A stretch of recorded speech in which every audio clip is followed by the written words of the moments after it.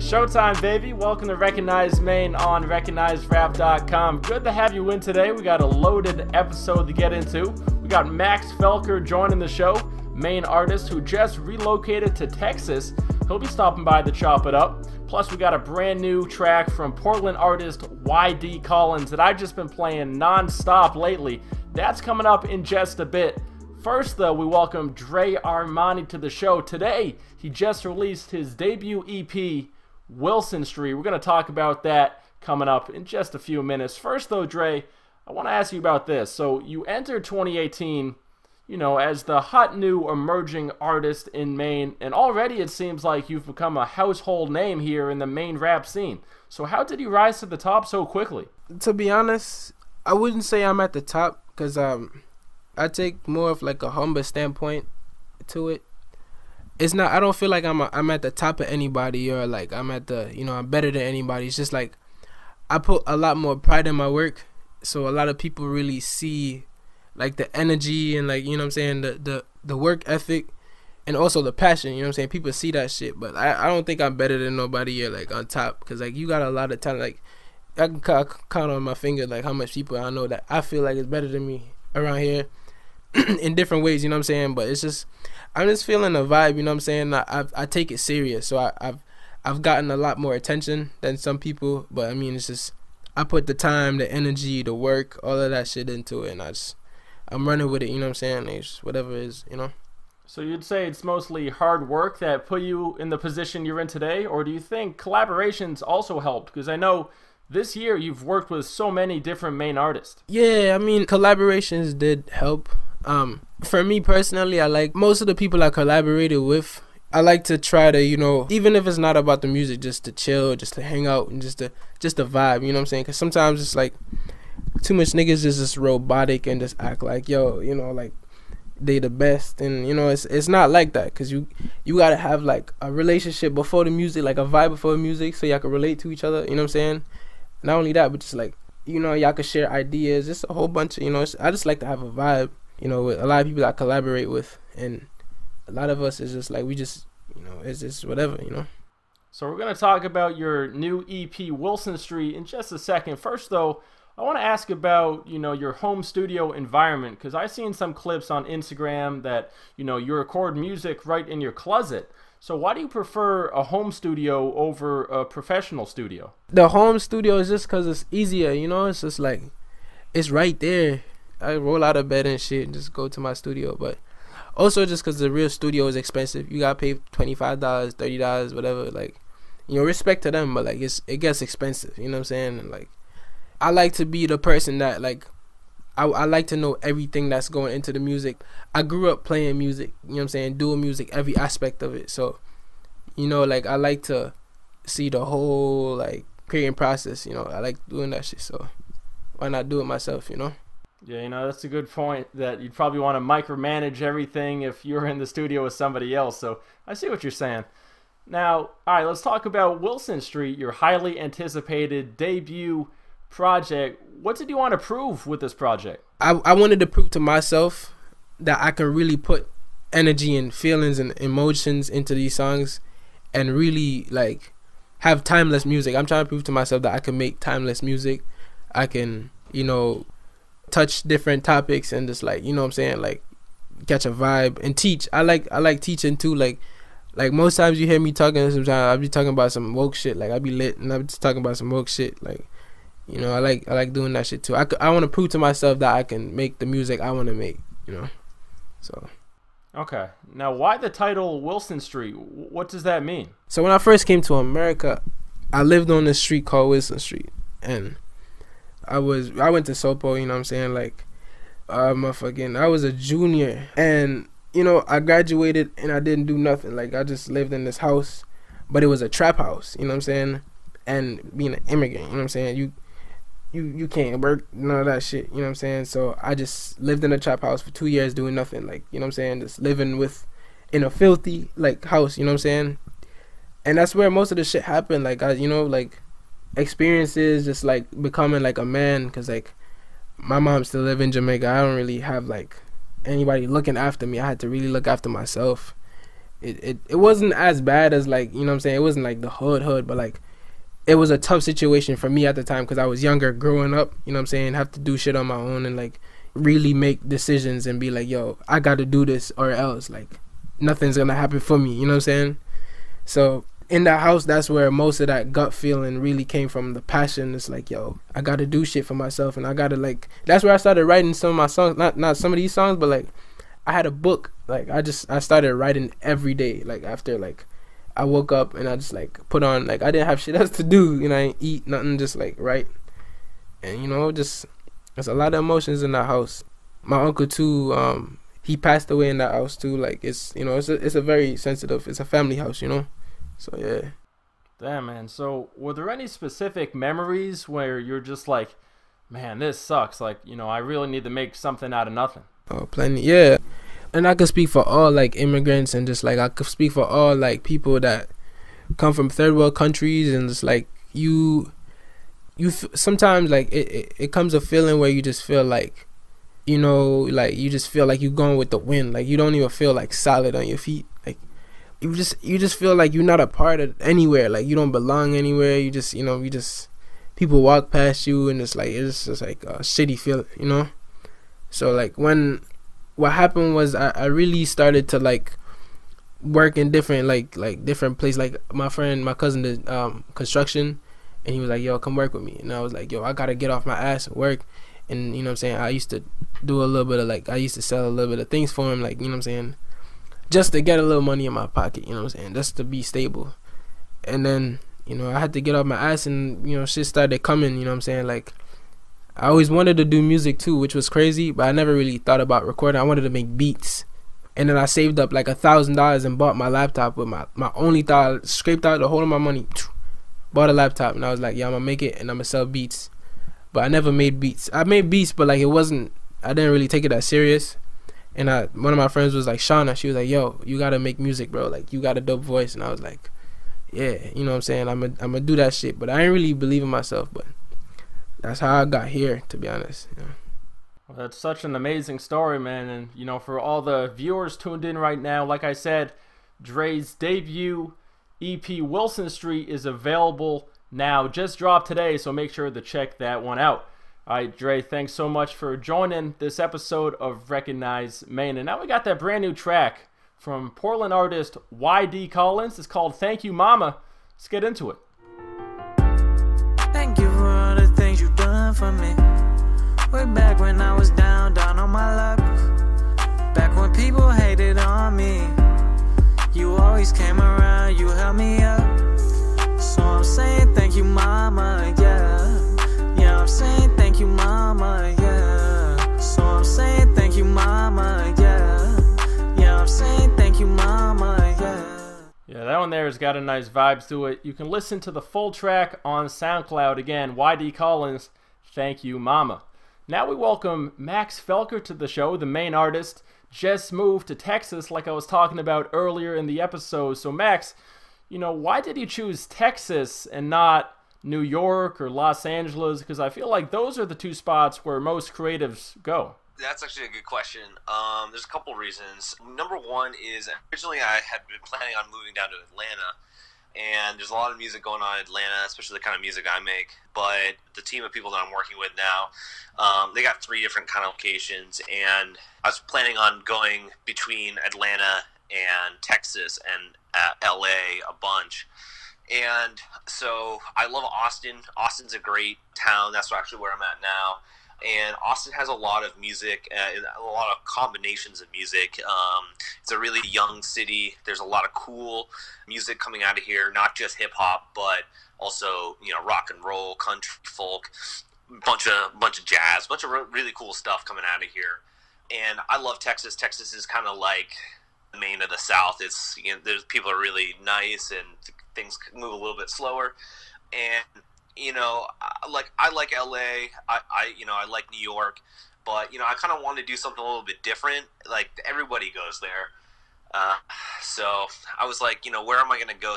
You know, I had my choice if I could go to LA, but I don't necessarily want to live there right now. So, Okay. Now, Austin, isn't that where the South by Southwest Music Festival is? Yeah, totally. Yeah, it happens every March, right around my birthday, and it's actually it's three things. It's tech, music, and film. All the three things that I love. And South by Southwest is a really cool time, and pretty much everybody shows up here in March. So I've been coming out for the last like 5 or 6 years, so it kind of made sense for me to land in Austin since I was already planning on being there this year. Okay. Now, last we spoke here on Recognize Maine, you said you were working at a software development company in Portland. So, did you leave that job? Yeah, I did. Yeah. Okay. So, why was now the right time to leave Maine and pursue your dreams? Yeah, that's a good question. So, I got an offer to make music with a label and do full-time production. So, pretty much what I do in Maine, I do music and content production as well as event production. And I had reached my ceiling in Maine. We only have so many people, so many venues, and so I decided that it was time to make a move. And so I'm still doing software, but I'm just doing it more creatively. I'm working on projects that I want to rather than having a day job. It allows me to be more flexible. There's actually a lot of really good tech scene here in Austin as well. So it was the right move, and if I didn't make that move, I was just going to end up hitting the glass ceiling like I was in Maine. And, I love Maine. It's my hometown, or it's my home state, and it holds a dear place in my heart. Kind of just got to a point where if I wasn't going to move, I wasn't going to expand. Okay. And now you said you were working for a label. Can you share any more details on that? Yeah, sure. So I'm actually not working for a label, for a production. So I own my own production company. That's Felker and Drey. A lot of people know this as FXD. But so I'm actively pursuing a relationship with Capitol Records. Okay. Wow. Well, congratulations on that, man. That's awesome. So let's talk a little bit about your road trip from Maine to Texas, because you're documenting a lot of this on your social media page. How was that road trip, and what was your favorite stop? Oh man, that road trip was crazy. It's not the first time I made that trip. I definitely had a really good time. It took 5 days, and I traveled from Maine, and I went all the way to San Antonio, which was one of the first stops in Texas that I made. So it was really cool. I love traveling across the country. You get to see a lot of cool stuff. You get to see a lot of different things. But I out of everything, I stopped in upstate New York. I stopped in Virginia, Atlanta, New Orleans, and then San Antonio. I think probably my favorite part of the journey was once I got down to the Gulf Coast. I love that part of the United States, but it was my first time actually landing and staying in New Orleans. So I went there, and that was fantastic. But I have to say, my favorite point of that whole trip, we drove through this small town in Louisiana called Lafayette, Louisiana. It's a really kind of a small town, and we pulled off and went to this back roads place called Gladys's Kitchen, and I got this plate of food that was just out of this world. Like, I never had anything like that up in Maine, and that was definitely the highlight of my trip. We had a lot of really good food all the way down, but man, I gotta say, for $7, that food was some of the best I had, on my trip. It's funny you mentioned the food in Louisiana, because I was just about to ask about that, because, I hear from so many people that the food down there is amazing. Yeah, it's killer, dude. It's better than when people talk about it, it's better than that. The food down there is really good. It's a lot of like rice and beans. It has a lot of kind of like spicy seafood flavors to it. A lot of stuff with shrimp, crawfish, things like that. But I had this like short rib. I don't know what it was. It was some kind of like short rib. Oh, it's almost kind of like a barbecue, but it wasn't barbecue. It was like, I don't know, gravy, something or other. I don't know, dude. It was awesome, though. And the best part about it down there is, like, it was pretty much a house that had a kitchen in it. And we pulled up, and it was like, everybody was really friendly. And everybody's like, how y'all doing, da-da-da, asking us where we're from. And because they could tell we were from out of town. So, yeah, people definitely recognize when I'm out of town. They're like, what's your accent? I'm like, I didn't realize I had an accent. Yeah, that's funny, because Southern accents are crystal clear to us, but, like you said, I don't, think Northern people have accents, so that's funny you mentioned that. All right, so let's talk a little bit about your music. So How do you think your move to Texas is going to affect the way your music sounds? Yeah, so honestly, I'm really excited about this move because Texas has a lot of really cool sounds. You know, they have a really strong country sound. You know, not like the mainstream commercial country that you think of, but like that's where a lot of like the cowboy country, old Western country comes from, is down here, you know, making music out on the range and, you know, coming back and telling stories. So there's like a lot of like folklore built into it. So I'm really excited to explore that. There's also a lot of really good Hispanic music down here. You know, we're so close to Mexico and Central America that a lot of that influence comes through. You know, you have different types of music. You have like, one of my favorites is mariachi music. There's also bachata. Then you have like modern, you know, Latino hip hop, which is, you know, you can see it influenced everywhere. Just for example, like Bad Bunny and Drake just dropped that song Mia, right? You know, it's completely in Spanish. You know, so a lot of the influences that you get around here, people are speaking a lot of Spanish. Spanish is a, you know, primary part of the culture. It's not a secondary or tertiary thing. And then on top of that, there's a really good rock and roll scene here, and specifically in Austin. Outside of that, Houston is the fourth largest city in the United States. They have a lot of different styles of hip hop there. Southern hip hop is a lot different than northern hip hop.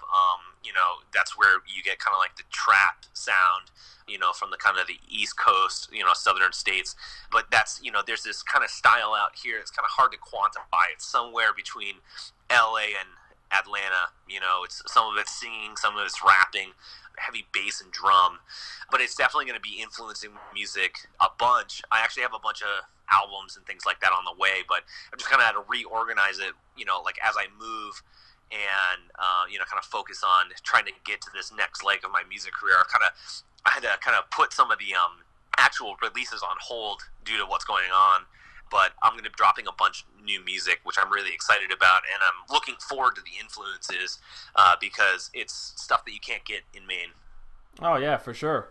And, you know, you talked a little bit about how Texas has a big country scene, a big rock and roll scene, and that reminds me of, you know, Post Malone's music, because I know he spent his upbringing in Texas, and, you know, he's a hip-hop artist, but, you know, he's also got aspects of rock and country in his music as well. Yeah, you know, Post Malone, you know, I identify with Post Malone. I've always fucked with him the hard way. You know, a lot of people made fun of him and teased him for his style of music, and he worked a really long time to get his craft and his sound, and then he came up and he kind of blew up. And, you know, so Post Malone, he kind of paved the way. Him and a couple other artists kind of paved the way for the sound that I have.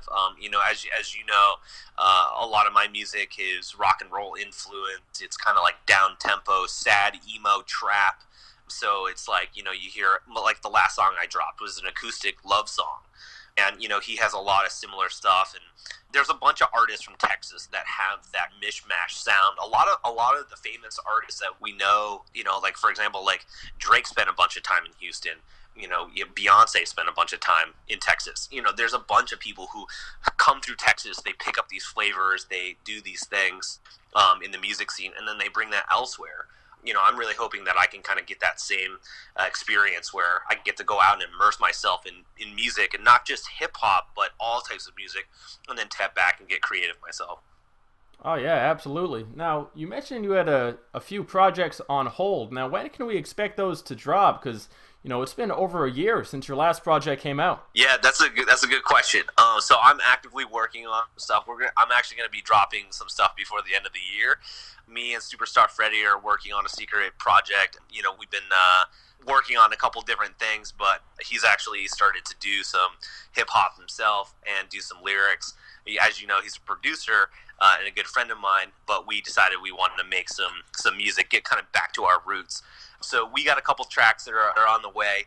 I have a bunch of music that's just kind of waiting to get dropped. I got this backlog in the catalog, and I've been trying to figure out when I want to drop it. But so you'll definitely see some music from me before the end of the year, and then you're definitely going to see a lot more music coming out in the beginning of the year as we get closer to South by Southwest and the end of the first quarter in 2019. Okay, yeah, definitely look forward to hearing all your new stuff for sure. Now, is there anything else you want to speak on before we wrap the interview up? No, man, I just wanted to say thank you very much for having me back. I love your show. Everything that you do for the scene is much appreciated. I know a lot of these artists out here are looking forward to listening to your show, and they're looking forward to like hearing you bring music. You have a way of bringing music into Maine that a lot of people don't, and you give shine on a lot of different people. So I just kind of wanted to give a shout out to you and say thank you for, not just doing it to do kind of one specific thing. You're really kind of making a mark in the music scene, and I think it was something that was missing. So I just want to say thank you for that, and thank you for having me again. Well, thank you for, joining the show here on Recognize Maine, and I appreciate everything you said. And, I think a lot of the younger artists in Maine are definitely going to learn something from you because, you're a bit older and you're wiser and you got more experiences than most of these up-and-coming artists coming up right now in Maine. So I think they can definitely learn something from you as well. All right, Max, thank you so much for joining the show on Recognize Maine. And for everyone tuned in right now, again, make sure to check out Drey Armani's debut EP, Wilson Street, available now everywhere. All right, guys, peace.